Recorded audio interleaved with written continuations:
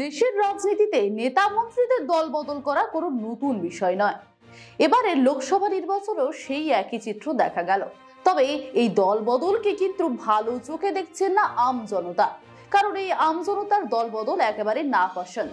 তার জন্যই তারা দেখিয়ে দিলেন ভোটের ময়দানে যে কি ফল হতে পারে, শাসক দল হোক বা রাজ্যের বিরোধী দল।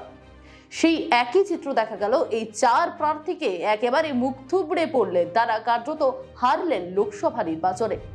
প্রথমে যদি আমরা নজর রাখি, দল বদলের যদি আমরা একদম শিরোনামে বারে বারে নাম উঠে এসেছে যেই নেতা বা মন্ত্রীর নাম, তিনি হলেন অর্জুন সিং, ব্যারাকপুরের বিদায়ী সাংসদ। তিনি কিনা ব্যারাকপুর থেকে বিজেপি প্রার্থী ছিলেন লোকসভা নির্বাচনে।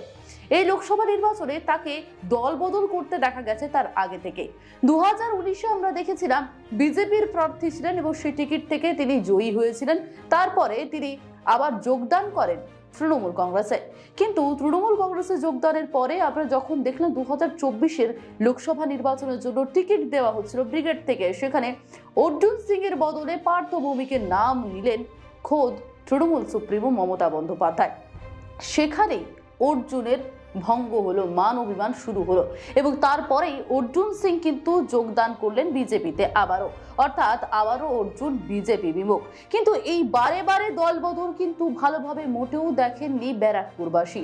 তাই ভোটের অঙ্কে, ভোটের ময়দানে হার পেতে হলো অর্জুন সিংকে। এবার আমরা নজর রাখবো রায়গঞ্জের দিকে। এখানেও আমরা পেয়েছি একদম দল বদলু তৃণমূল প্রার্থীকে, যিনি কিনা 2021-এ দল বদল করে বিজেপি থেকে তৃণমূল কংগ্রেসে যোগদান করে এবং তাকেই রায়গঞ্জ লোকসভা কেন্দ্র থেকে তৃণমূলের প্রার্থী করা হয়। কিন্তু সেখানেও সেই ধরাশায়ী, সেখানেও মুখ থুবড়ে পড়লেন তিনি। দল বদলু তিনি, কারণ দল বদল করায় কি একটা কাল হলো তার, সেদিকেও কিন্তু নজর থাকছে। কারণ তিনি বিজেপি প্রার্থী কার্তিক পালের কাছে যথেষ্ট ভোটে, যথেষ্ট সংখ্যায় তিনি কিন্তু হেরে যান।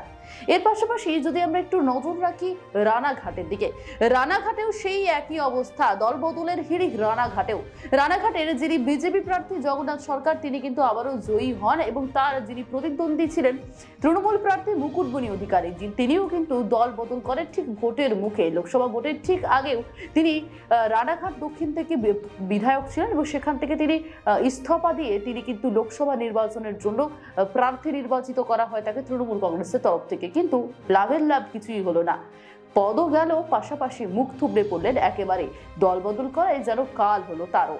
এর পাশাপাশি আমরা নজর রাখবো বনগাঁর দিকে।